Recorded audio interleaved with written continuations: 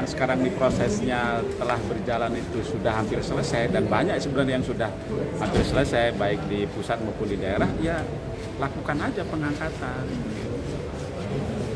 Kan lebih membuat teman-teman CASN itu tenang dan pasti gitu, tidak akan membuat polemik apalagi sampai gaduh. Nah, kalau mereka mendapatkan ketenangan, kepastian, tentu mereka nanti ketika sudah bekerja kan akan semangat ya, karena mereka ini kan nanti akan masuk jadi birokrat ya. Birokrat itu pelaksana kebijakan pelayan masyarakat. Nah, kalau kita bisa memastikan nasib mereka, tentu mereka pun akan siap juga memastikan nasib yang akan mereka layani dan akan yang mendapatkan dampak dari pelaksanaan kebijakan. Saya kira itulah. Mudah-mudahan Kemenpan RB BKN mau mendengar ya, mau mendengar untuk memberi ruang bagi pengangkatan secara bertahap, dan batas akhirnya Oktober 2025 untuk CPNS dan 2026 Maret 2026 untuk CP3.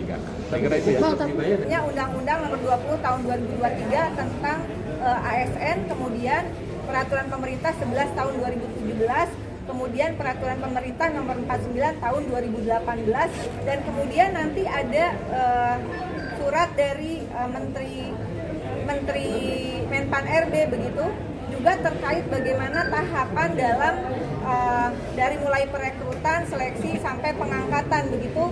Ini berdasarkan Peraturan Menpan RB Nomor 6 Tahun 2024 tentang pengadaan pegawai aparatur sipil negara. Silahkan dibaca bab 4-nya, di situ lengkap. Bahwa kemudian BKN mengatakan, iya mereka memang nanti harus dididik dulu, dilatih dulu untuk menyesuaikan infonya ya, yang saya baca di berita, bahwa mereka ini nggak bisa langsung diangkat karena perlu ada penyesuaian dengan tempat kerja yang baru. Susah ngomongnya ya. Tempat kerja baru yang mana? Ya itu juga harus dikualifikasi dong. Nggak semuanya mereka ini kerja di tempat baru atau masuk dunia kerja yang baru dari sebelumnya. Contoh, misalnya bidan, saya balik lagi bidan yang sudah lulus di 2023. Nah, apalagi yang mau diajarin sama mereka? Cara ngeden, melahirkan. Itu nggak usah, Pak.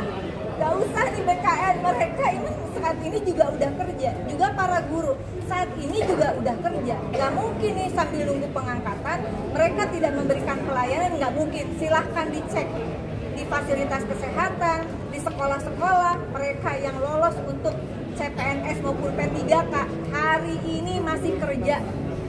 Zolim namanya kalau orang yang sudah lolos ujian dan ternyata masih kerja untuk negara, pengangkatannya ditunda.